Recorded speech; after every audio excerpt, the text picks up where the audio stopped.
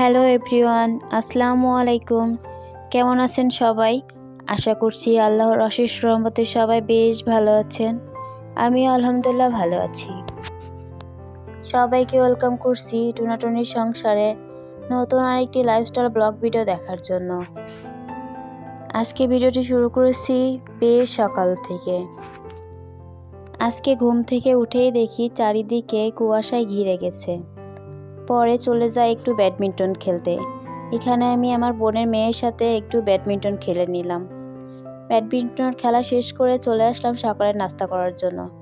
আজকে আমাদের সকালের নাস্তা ছিল আলু ভর্তা, ডিম ভাজি, ঘি, সাথে একটু শুকনো মরিচ ভাজা। সকালের নাস্তাটা, এই সাদামাটা নাস্তাটা বেশ ভালো লাগে খেতে। ঘি দিয়ে আলু ভর্তা খেতে বেশ ভালো লাগে।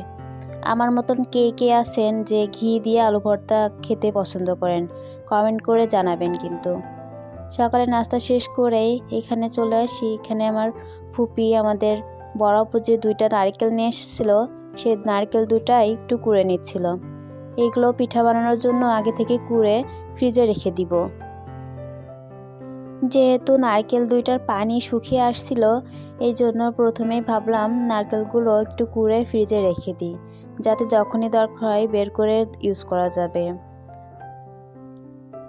শীতের পিঠাপুলি খেতে হলে নারকেল তো অবশ্যই দরকার হয়। আমাদের গ্রামে এখন নারকেল সেরকম পাওয়াই যায় না, এই জন্য আমার বড় আপু ঢাকা থেকে 2টা নারকেল নিয়ে এসেছিল। তারপরে চলে যাই দুপুরে রান্নার আয়োজনে। আজকে রান্না করা হবে নিরামিষ পাঁচমিশালি সবজি কুমড়া বড়ি দিয়ে। প্রথমেই কুমড়া বড়িগুলো একটু ভালো করে তেলে ভেজে নিয়ে উঠিয়ে নিব। তারপরে চলে যাব সবজিগুলো একটু তেলে হালকা একটু ভেজে তার মধ্যে সকল ধরনের মশলা দিয়ে একটু পানিতে একটু কষিয়ে নিব। গ্রামে আজ কয়েকদিন ধরে বেশ ঠান্ডা পড়তেছে। এই ঠান্ডার দিনে মাটির চুলার পাশে বসে থাকতে বেশ ভালো লাগে। এখানে আমার মেজো আপু রান্না করছিল আর আমি পাশেই বসেছিলাম। রান্নার ফাঁকে ফাঁকে আমি একটু হাতটা গরম করে নিচ্ছিলাম। আজকে পাঁচমিশালি সবজিতে ছিল ফুলকপি, বেগুন, আলু, টমেটো, পালং শাক।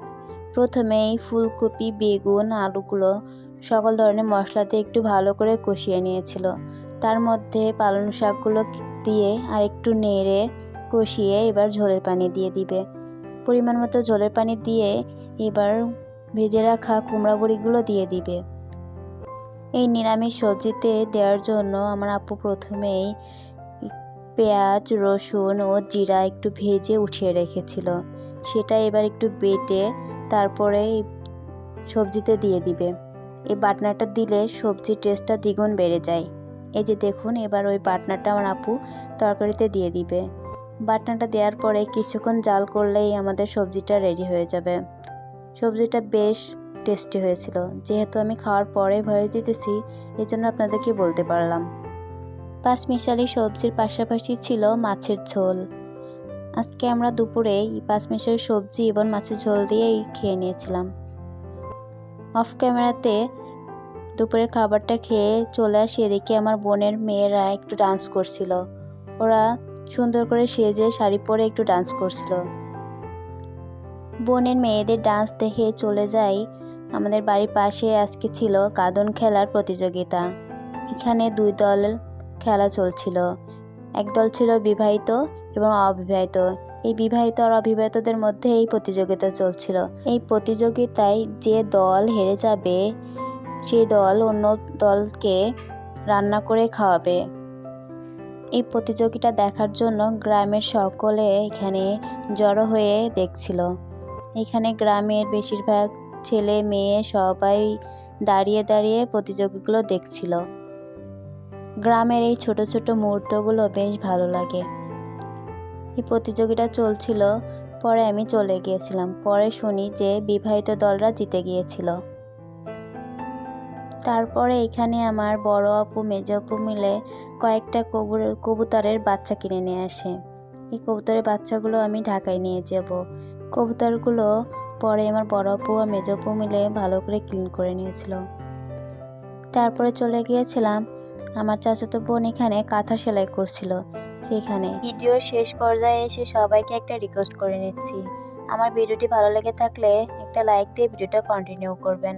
আপনাদের ছোট একটা লাইক আমার জন্য খুবই গুরুত্বপূর্ণ। আপনারই মতো অনেকের কাছে আমার ভিডিওটি পৌঁছে দিতে সাহায্য করবে, সেই সাথে নতুন দিনে নতুন আরেকটি ভিডিও মেক করার উৎসাহ জাগিয়ে তুলবে। আমার বোনের এই নকশি কাঁথাটা দেখাতে দেখাতে আজকের মতো এখানেই বিদায় নিচ্ছি। সবাই ভালো থাকবেন, সুস্থ থাকবেন। আল্লাহ হাফেজ। আসসালামু আলাইকুম।